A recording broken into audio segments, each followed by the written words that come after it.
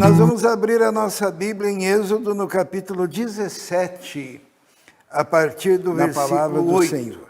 Êxodo 17, 8.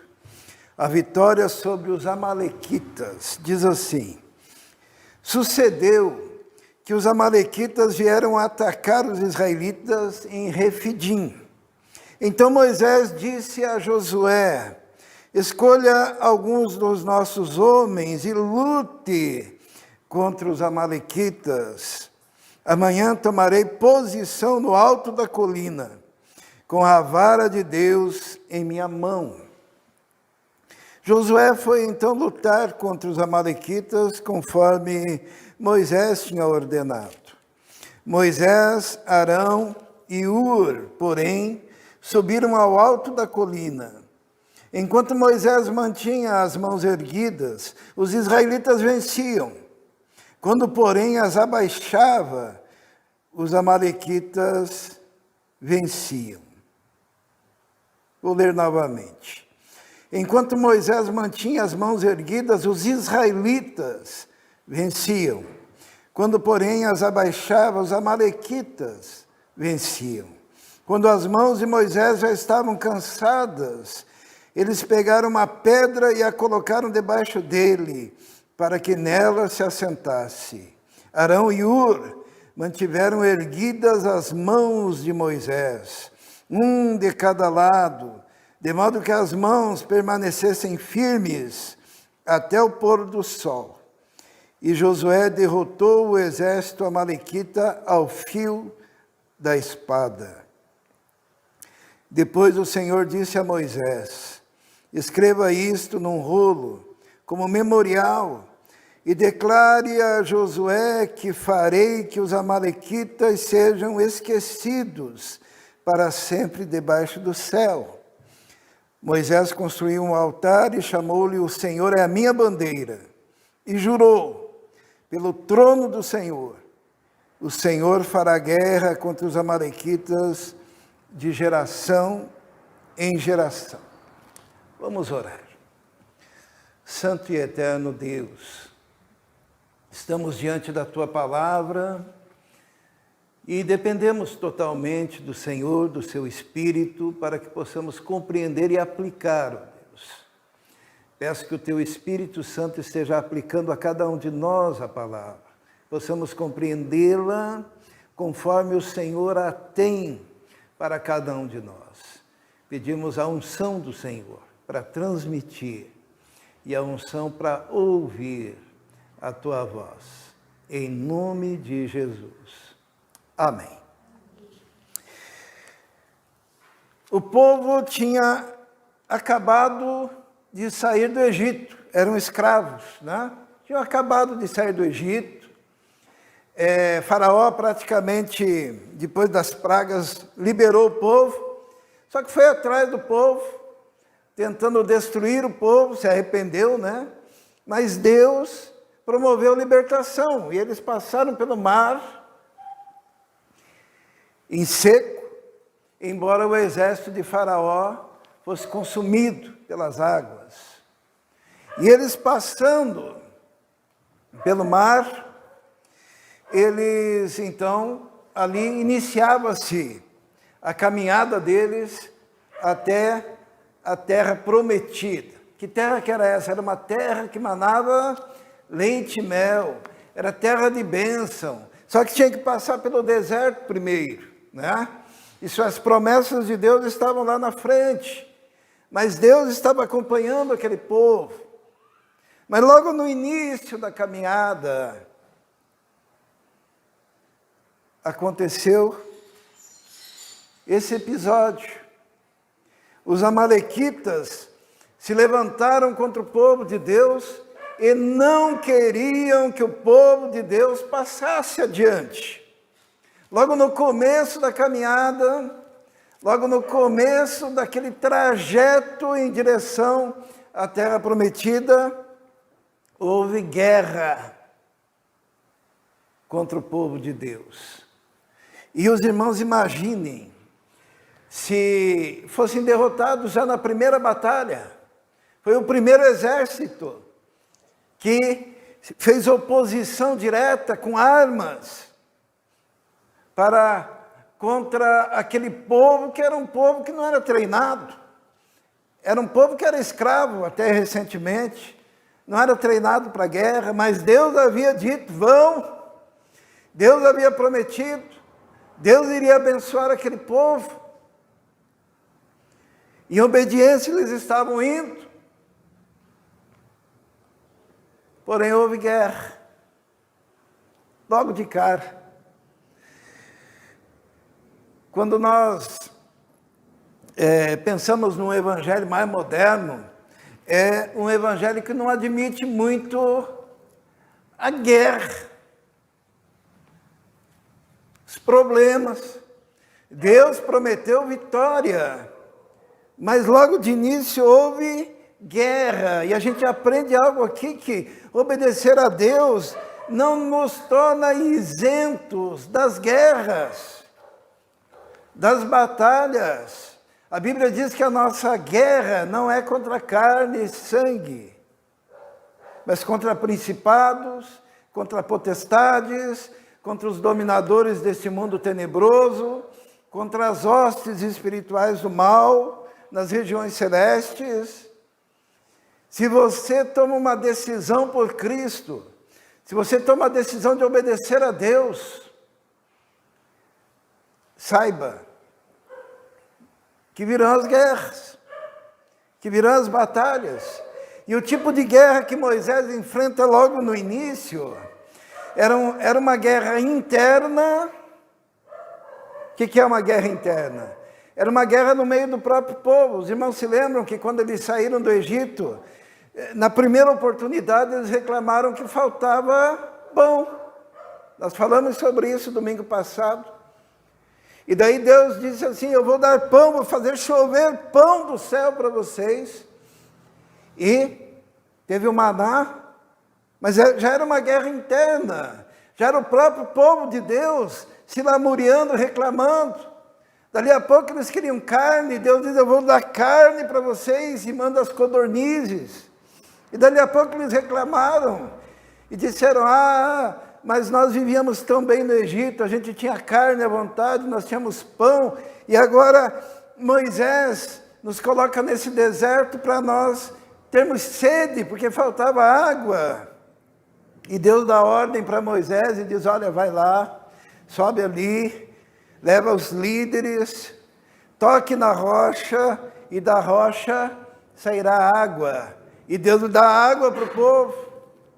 Mas a primeira batalha que Moisés enfrenta era uma batalha ali dentro do próprio povo, porque faltavam algumas coisas, faltava confiança, faltava fé, faltava firmar-se nas promessas, porque as promessas de Deus, elas não são promessas que dizem nos isentar das batalhas da vida. Quando eu me converti, tinha um cântico na igreja que dizia, a minha vida é um mar de rosas, a minha vida é um jardim em flor, a minha vida é cheia de paz, a minha vida é cheia de amor que não acaba mais, né? Então imagine um novo convertido, chega na igreja e pensa, agora a minha vida, né, é um mar de rosas, a minha vida é um jardim em flor, a minha vida é cheia de paz e cheia de amor que não acaba mais. E de repente vem os embates, vem as provações, vem as tentações, vem as lutas internas, porque dentro da igreja também existem problemas. Em quantas igrejas existem problemas? Uma vez alguém falou assim, eu quero encontrar uma igreja que não tenha um problema. Qual a resposta? No dia que você entrar lá, começam os problemas, né? Porque nós somos falhos, todos nós. E a igreja também trabalha como um grande hospital, que vai o quê? Trabalhar com as nossas questões, os nossos pecados, as nossas angústias, a nossa falta de conhecimento. E ali nós somos trabalhados por Deus. Então a primeira batalha de Moisés era uma batalha interna. Mas daí veio também a batalha externa. Qual que era a batalha externa? Era o inimigo, os amalequitas. Não queriam que o povo seguisse. E a obediência a Deus implicava no povo seguir a viagem. E os amalequitas se levantam contra o povo de Deus. Diz ali no versículo 8 do capítulo 17. Sucedeu que os amalequitas vieram atacar os israelitas em Refidim. Então Moisés disse a Josué: escolha alguns dos nossos homens e lute contra os amalequitas. Amanhã tomarei posição no alto da colina, com a vara de Deus na minha mão. Eu gosto dessa palavra de Moisés, porque ele disse assim para Josué. Josué depois tornou-se o grande general daquele povo, né? Foi Josué que entrou na terra prometida como líder, sucessor de Moisés, mas Deus já estava preparando essa liderança. E no primeiro embate, Moisés diz assim: Josué, escolha aí homens que vão para a guerra, mas eu vou tomarei posição no alto da colina, com a vara de Deus em minhas mãos. Não se vence uma batalha sem tomar posição. Ele se posicionou. E quando Moisés se posiciona, ele diz assim: pegarei a vara que o Senhor me concedeu. Os irmãos se lembram qual que era a vara? Quando Moisés estava resmungando, reclamando, dizendo: eles não vão acreditar em mim, falando com Deus: Senhor, quem é o Senhor? Qual o seu nome para que o Senhor me envie? Porque eles vão perguntar. Quando Moisés estava falando: Senhor, eu sou gago, eu não consigo, eu sou pesado de língua. Deus falou assim, ó: pega essa vara. E quando ele jogava a vara, se tornava uma serpente. Lembram disso? E aquela vara simbolizava o chamado de Deus, simbolizava a autoridade que Deus estava dando àquele homem. Quando Moisés vai falar com o faraó, ele faz esses sinais, e daí o faraó chama lá os magos, que nós acreditamos ser Janes e Jambres, que é mencionado lá em Timóteo, e eles repetem os sinais, e aquele embate, mas há uma vitória ali da liderança de Moisés e Arão, e essa vara era símbolo dessa liderança. E Moisés, ele fala assim para Josué: quanto a mim, eu vou tomar posição, pegando a vara que o Senhor me deu como símbolo de autoridade. Ele sobe na colina. E para nós vencermos a batalha, irmãos, tem que se tomar posição. O que é tomar posição? Tomar posição é dizer: não importa o tamanho do exército, não importa o tamanho do embate, não importa o tamanho do problema interno, não importa o tamanho do problema que vem de fora, externo, eu tomarei posição, subirei a colina, olharei de cima, pegarei a vara da autoridade, do chamado, para vencer essa batalha. É interessante que houve uma época que Deus fez uma proposta para Moisés, né? Lembram da proposta que Deus fez?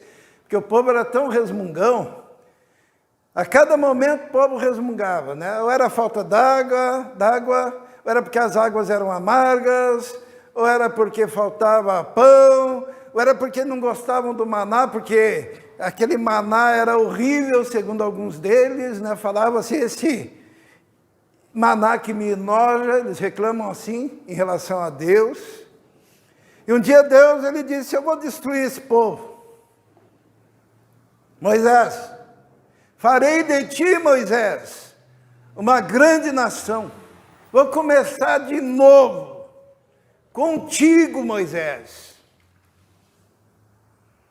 O que Moisés respondeu? Moisés falou assim: Senhor, perdoa esse povo, ou se não, risca o teu nome, o meu nome do teu livro. Que amor por aquele povo, né? Povo resmungão, reclamão, tá? Um povo que já no começo da viagem já estavam daquela forma, e Moisés disse para Deus assim: Senhor, perdoa, ou senão me risca. Eu não quero ser o novo homem que vai dar origem a um novo povo, mas é esse povo imperfeito, esse povo pecador, esse povo que reclama. É este o povo para o qual o Senhor fez as promessas. É este povo que deve herdar a terra. E Deus perdoou aquele povo, apesar de ter sido trocado nesse episódio por um bezerro de ouro. Deus perdoou. Por quê?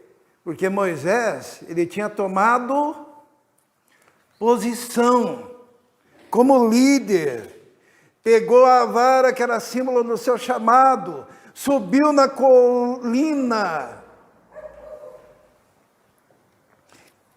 e junto com ele foram, vamos ler ali, versículo 9. Então Moisés disse a Josué: escolha alguns dos nossos homens e lute contra os amalequitas. Amanhã tomarei posição no alto da colina, com a vara de Deus em minhas mãos. Josué foi então lutar contra os amalequitas, conforme Moisés tinha ordenado.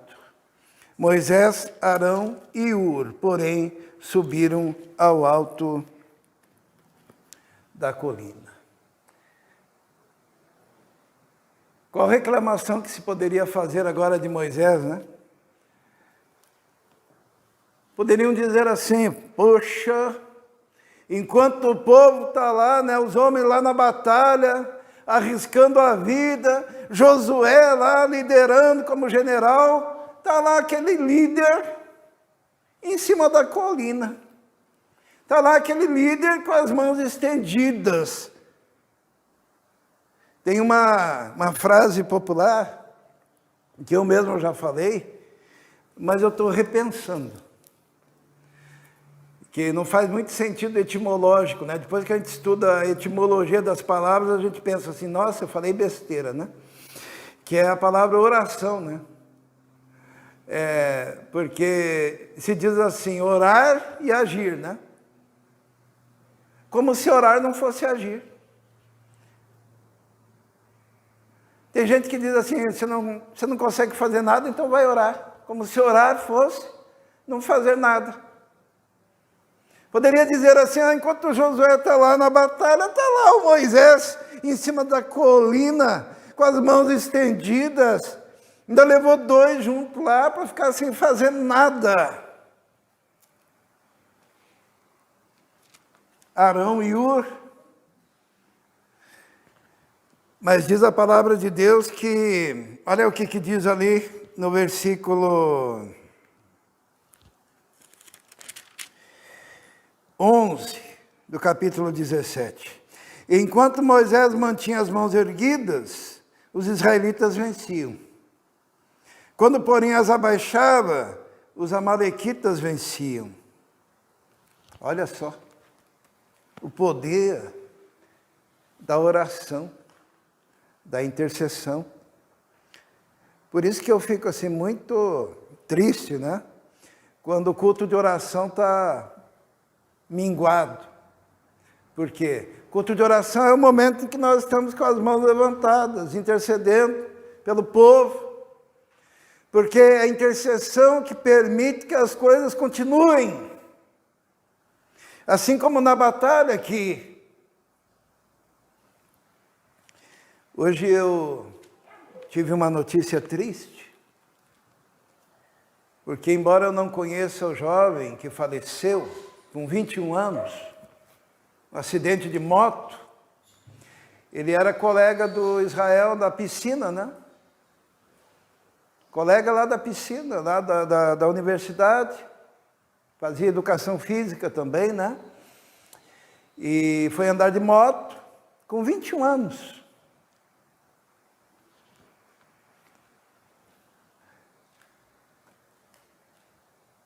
Muitas vezes, não quero dizer que seja o caso, que Deus tem os seus propósitos, mas muitas vezes falta as mãos levantadas do líder, do povo de Deus, no alto da colina, intercedendo, orando, pedindo a graça, pedindo a proteção, pedindo as bênçãos de Deus.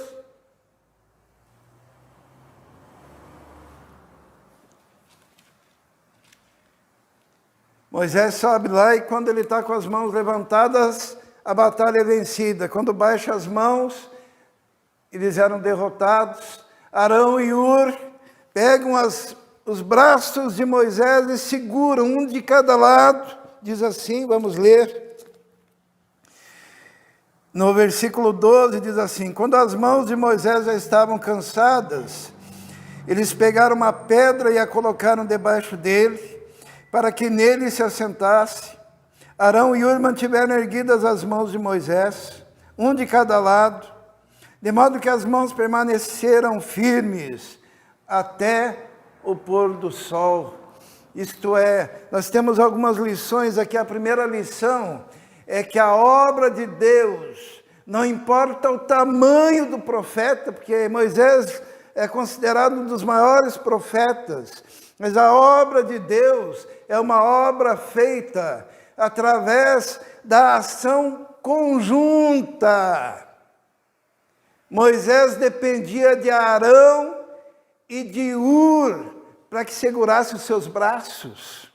Porque existe no meio do povo de Deus uma interdependência. Nós dependemos uns dos outros.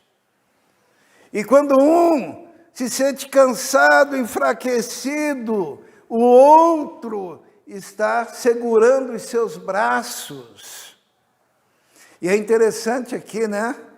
Que ficava um de um lado, outro do outro lado. E Josué, lá embaixo, na batalha, na guerra. E se eles fraquejassem, Josué e o povo começavam a perder a batalha. Significa perder a batalha, é morrer gente, morrer soldados, soldados fugindo. E na medida em que juntos erguiam as mãos de Moisés, a batalha era vencida. E essa interdependência é importante, porque quando nós largamos as mãos uns dos outros, implicamos em derrota para a nossa vida, para a nossa casa, para os nossos filhos, para a nossa igreja, para o nosso bairro, para a nossa sociedade, para o evangelho. Mas quando nós mantemos as mãos levantadas, uns dos outros,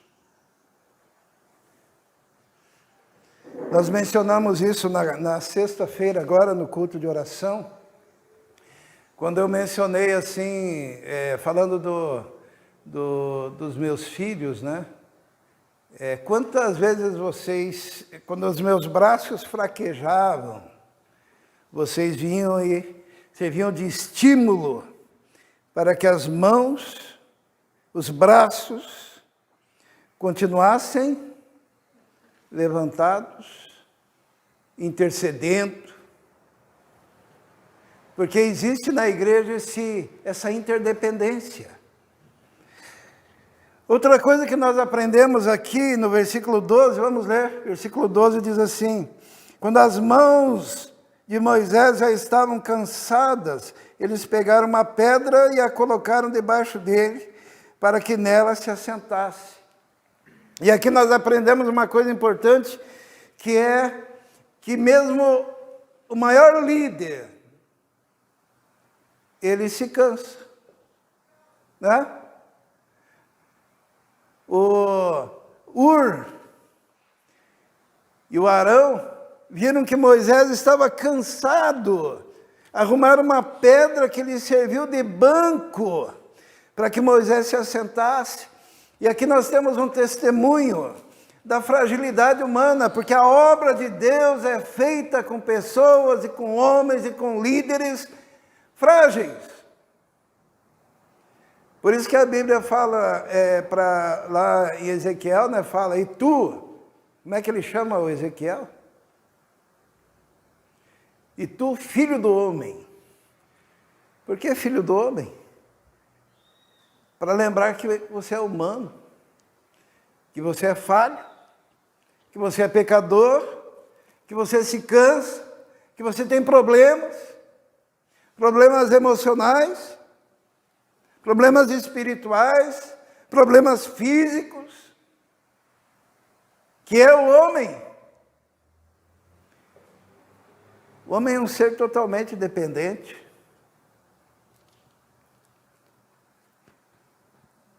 E são esses homens frágeis e dependentes que Deus usa. Isso é muito interessante, né?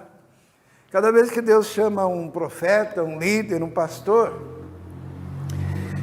na Bíblia, o indivíduo, o que ele faz? Ele diz assim, opa, estou aqui, vai ser maravilhoso. Não. O que Jeremias respondeu quando foi chamado? Lembram? Está no primeiro capítulo. Jeremias diz assim, Senhor, eu sou apenas uma criança. Era o que ele dizia. Daí Deus responde, desde o ventre eu te separei e te dei por profeta para as nações. Quando Deus chama Moisés, o que ele diz? Senhor, eu não sei nem falar. Eu fiquei muito feliz domingo passado, quando Israel deu uma de Moisés, né? Ele disse assim, eu estou triste, porque às vezes eu sinto que eu não sei nem falar. Mais ou menos isso, né? Ele disse assim, eu queria, né? Mas Deus tem usado. E eu pensei assim, Moisés, surgindo aí. Porque a maior demonstração de que você está apto é porque você se sente inapto. Quando Eliseu foi chamado, o que ele disse? Eliseu, deixa primeiro eu lá enterrar meu pai. E daí Deus disse assim, pega esses...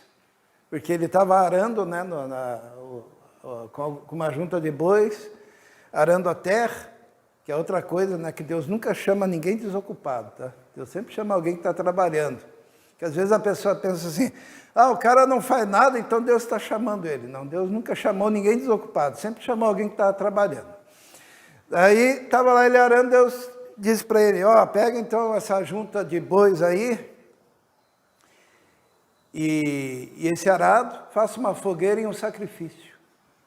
Dizer, pega teu instrumento de trabalho, quebra ele tudo, transforma em lenha. Porque eu tenho uma obra para você. E esses bois que puxam o teu arado, é para sacrifício. Que eu tenho uma obra para você. Quando Deus chama o apóstolo Paulo, no primeiro ímpeto de Paulo, ele foi para Jerusalém lá, se encontrar com os apóstolos, porque ele era um grande homem, Paulo. Ele era uma pessoa famosa, um grande líder. Ele pensou, serei recebido. Sabe o que aconteceu? Ele não foi nem recebido. O povo fugia dele, tinha um medo dele. Deus pega ele, tira dali e diz, ó, vai para a Arábia. E ele fica lá na Arábia, aprendendo a ser humilde, buscando a Deus. Jesus vai passando para ele o ensino do Evangelho aos gentios. Só depois de muito tempo ele volta. E ainda encontrou muita dificuldade de achar uma igreja que o aceitasse. Os irmãos já pararam para pensar que Paulo encontrou uma dificuldade enorme para achar uma igreja que o aceitasse? Paulo, até que teve uma igreja lá. Qual igreja? Lembra? Capítulo 13 de Atos. A igreja de Antioquia, que deram uma oportunidade para Paulo, porque Barnabé foi atrás de Paulo e disse, venha, e apresentou Paulo à igreja de Antioquia, e lá ele serviu como líder na igreja de Antioquia. Mas foi útil quando achou que seria inútil.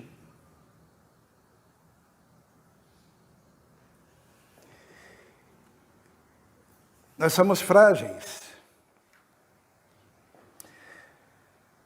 Arão e Ur colocaram uma pedra para que Moisés sentasse e ficaram segurando as mãos dele.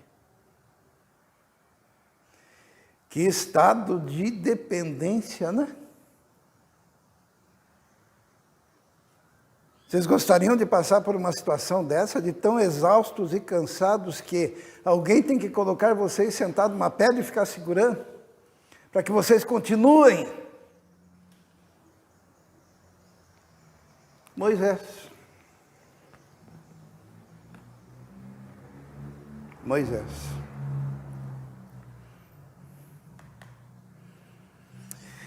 Outra coisa que aprendemos, ninguém poderia sair da sua posição, né? Tinha Arão de um lado, se ele largasse o braço de Moisés, saía da posição, ficava só. Tinha o Ur do outro lado, se o Ur largasse o braço de Moisés,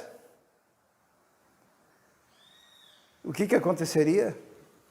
Derrota. Para quem?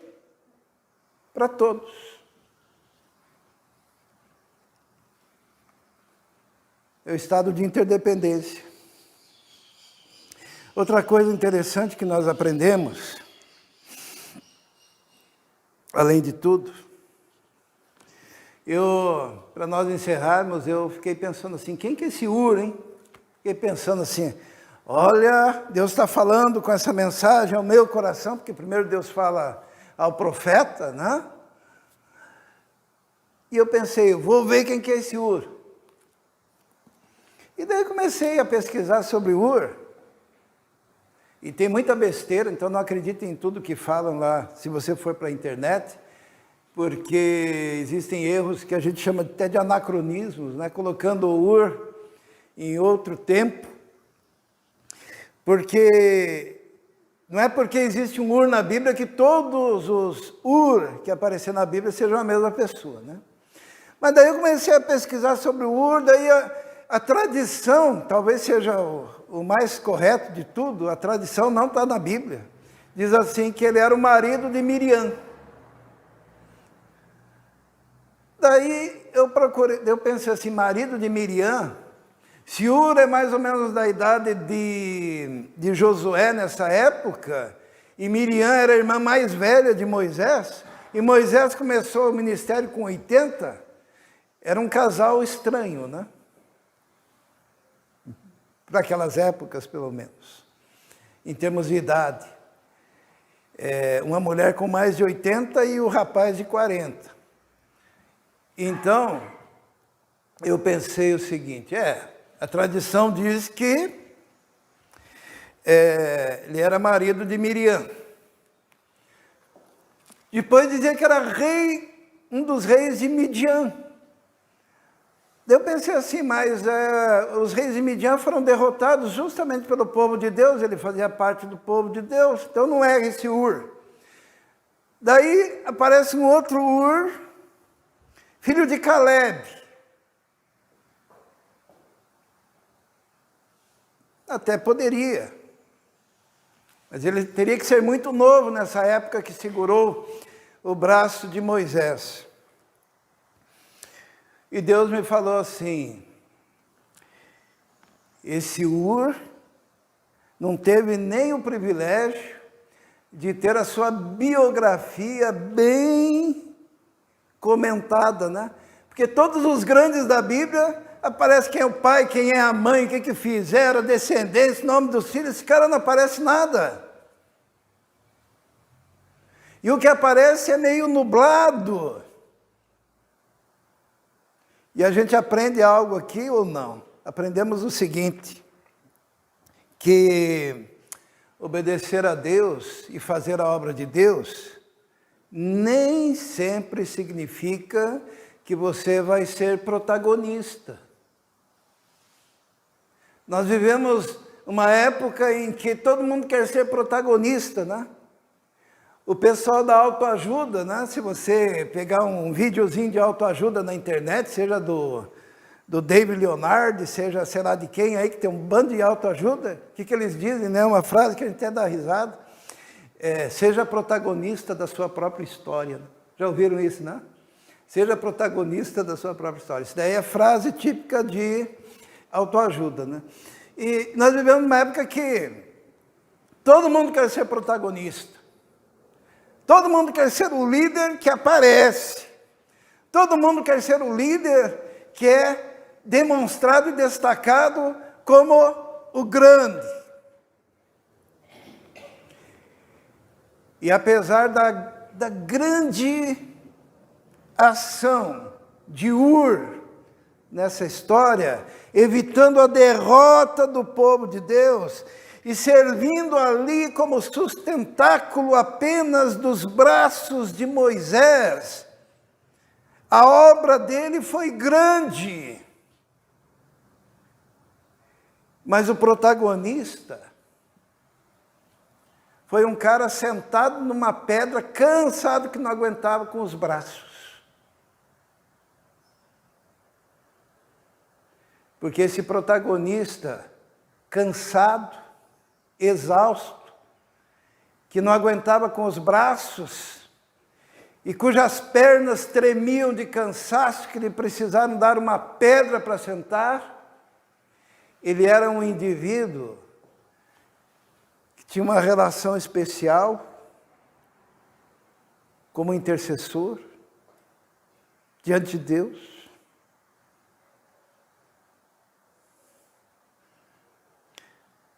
Fazer a obra de Deus nem sempre é ter o protagonismo. Tem uma história do reverendo Moody, que diz que tinha uma velhinha que, todo lugar que ele ia, a velhinha sentava no primeiro banco e dormia. E a velhinha morreu. E alguém chegou para ele, aquela velhinha que ficava bem na tua frente, dormindo enquanto você pregava, morreu. Agora você está mais livre, né, de ter esse impacto, de ver alguém dormindo durante suas pregações. E o Moody disse assim, aquela velhinha era a velhinha que sustentava o meu ministério, e quando ela fechava os olhos ali, que você imaginava que ela estava dormindo, ela estava intercedendo por mim. Eu tenho uma perda irreparável no meu ministério.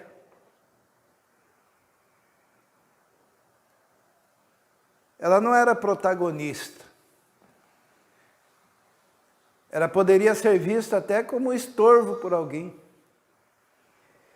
Mas para aquele pregador, ela era o sustentáculo em oração do seu trabalho de evangelização.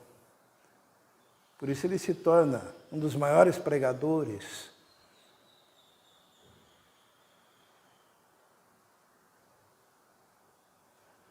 Nem sempre nós seremos protagonistas. E o importante é nós querermos ser úteis. Não sabemos se ele era realmente marido de Miriam, não sabemos se ele foi rei de uma cidade de Midian, não sabemos se ele era realmente filho do Caleb, mas uma coisa nós sabemos, ele foi usado por Deus. E eu creio que o pedido de cada um de nós, hoje deve ser assim: Senhor, eu não sei falar, que nem disse Jeremias, né? Eu sou pesado de voz, de língua, que nem disse Moisés, né?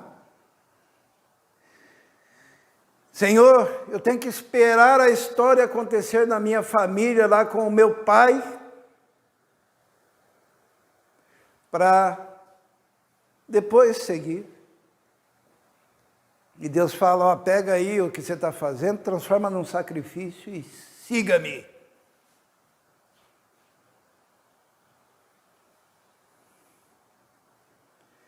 A única coisa que Deus quer é esse, siga-me, obedecido.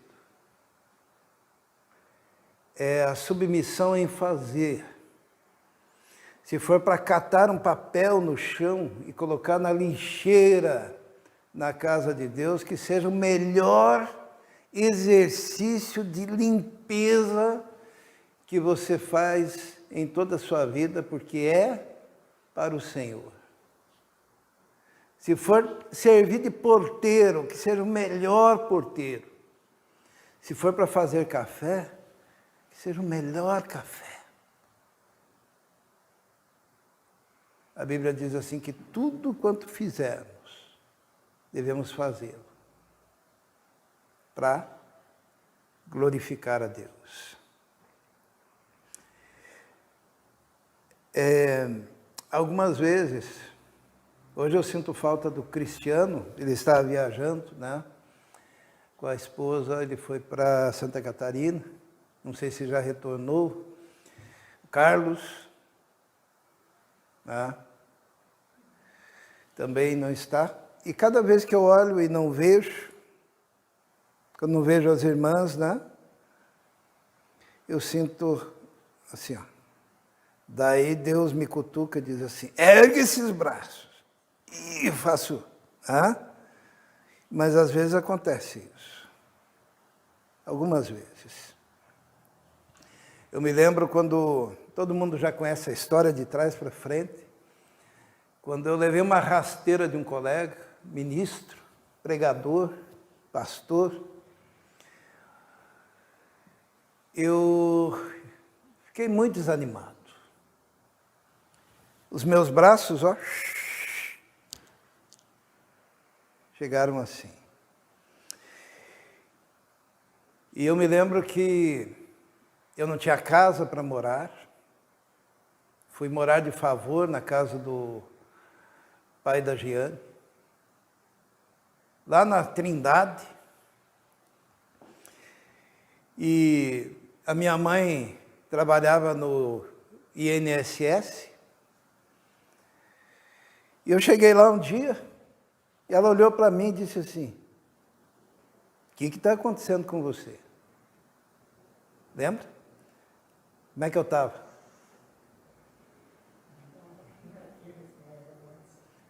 Não era aquele Ismael, né?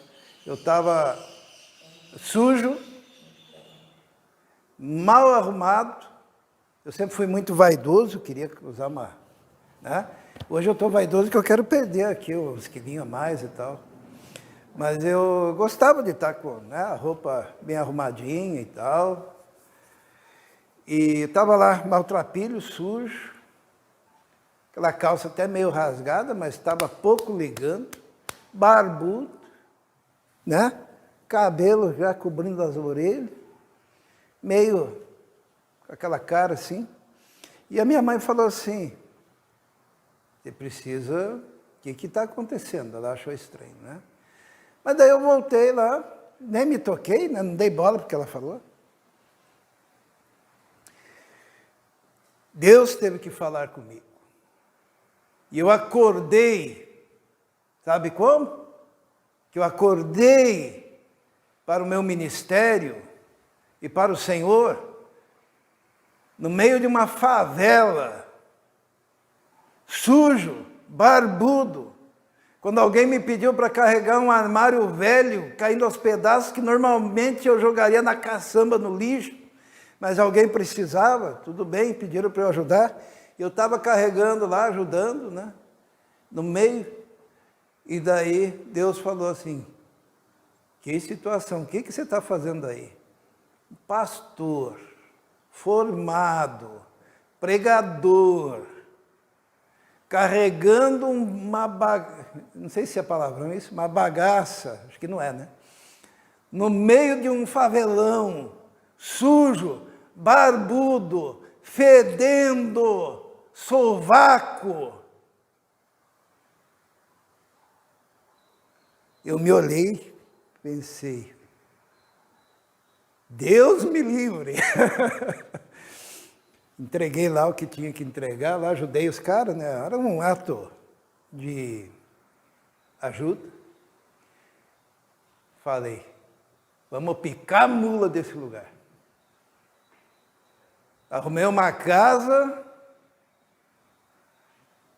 se não me falha a cronologia, foi ali naquele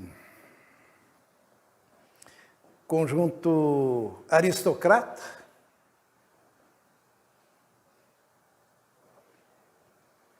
Nem sei como é que foi isso, porque o conjunto aristocrata é um conjunto assim de gente rica. Acho que Deus queria me puxar a orelha, porque alguém nos alugou uma casa lá mais barato, sabe? E daí eu fui morar lá no aristocrata, daí eu pensei assim, o que é isso, né? Daí eu não vou contar o resto da história, mas Deus me deu algumas coisas, Deus nos abençoou e acabei comprando aqui. Mas Deus teve que dizer, o que você está fazendo aí? Teve aquele episódio também, né, em que eu fui convidado para pregar e não tinha dinheiro para chegar até a igreja, já contei para os irmãos, e eu andei 24 quilômetros para chegar até aquela igreja, para poder pregar o Evangelho da graça de Deus, para o qual eu fui chamado. Mas eu quero dizer que existem momentos que os braços querem. Elias, ele uma vez deitou debaixo de uma árvore, pediu a morte. Ele tinha dito ao Senhor, Senhor, só eu que sobrei. O que Deus falou para Elias? Que Deus ainda tinha reservado 7.000, que não haviam dobrado os seus joelhos diante de Baal. Tinha mais gente. Ele sentia-se só. Os braços já estavam assim. Queria morrer.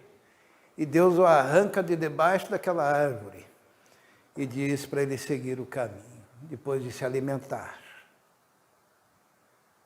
Depois ele entra na caverna e a voz do Senhor diz para ele sair da caverna. E quando ele pensava que estava tudo acabado, Deus olha para ele e diz assim, eu tenho um profeta para que você unja, que era Eliseu, lembra? E tenho 2 reis para que você unja também. Eu tenho um trabalho, eu tenho uma obra para você fazer. Hoje eu quero convidar a cada um,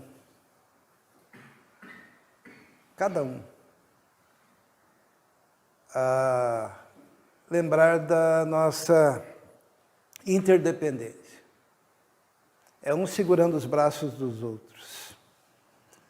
E que ninguém largue as mãos uns dos outros, no cumprimento da obra que Deus tem para nós.